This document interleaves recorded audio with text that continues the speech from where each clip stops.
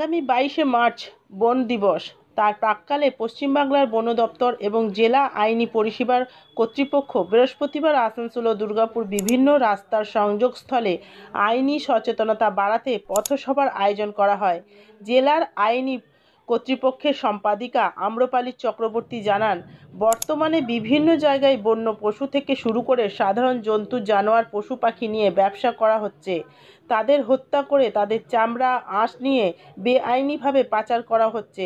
তাই তারা জনগণকে সচেতন করছেন, কোনো পশু পাখিকে ব্যবসা করা আটকাতে স্থানীয় বন দপ্তরে খবর দিতে এবং বন এরিয়া ছাড়া শহরাঞ্চলে বিভিন্ন জায়গায় গাছ কাটা বন্ধ করতে ও বন দপ্তরে খবর দিতে হবে এবং যদি একান্তই গাছ কাটা হলে বন দপ্তর থেকে অনুমতি নিতে হবে।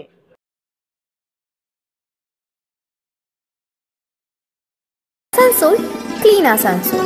আমাদের খুব শিগগিরই ফরেস্ট ডে আসছে 22 তারিখে।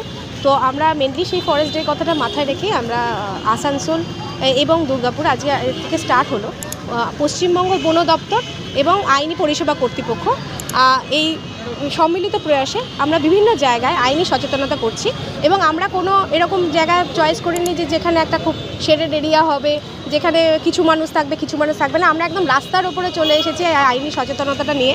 যেখানে দেখুন রাস্তায় সমস্ত লোকজন যাতায়াত করছেন তাদের মাঝখানেই আমরা এসেছি, কারণ আমরা জানি যে এই ধরনের জায়গাগুলি মেনলি ইউজড হয় যে পাচার করার জন্য বন্য প্রাণী, তাদেরকে হত্যা করে, ইলিগালি হত্যা করে তাদেরকে নিয়ে যাওয়া, নিয়ে বিক্রি করা, ব্যবসা করা, তাদেরকে খাওয়া। তো এই ধরনের যে শিডিউল যে অ্যানিমালগুলো আছেন যে ওয়াইল্ড লাইফ প্রোটেকশন অ্যাক্টে, সেই শিডিউল অ্যানিমালগুলোকে যাতে মানুষ চিনতে পারে, এই ব্যানারগুলো করা হয়েছে এই কারণে যে যাতে এগুলোকে দেখে চিনতে পারে এবং দেখে চিনে যদি তারা দেখে যে এরকম ধরনের পাচার হচ্ছে বা বেআইনি কারবার হচ্ছে, তারা সেই সংশ্লিষ্ট জায়গায় যাতে অভিযোগ করতে পারে এবং এইভাবে আমরা এই পাচারগুলোকে আস্তে আস্তে অনেকটা আটকাতে পারবো। টিয়া আছে, মুনিয়া আছে, এগুলো সাধারণত পাচার করা যায় না, এইভাবে ব্যবহার করা যায় না।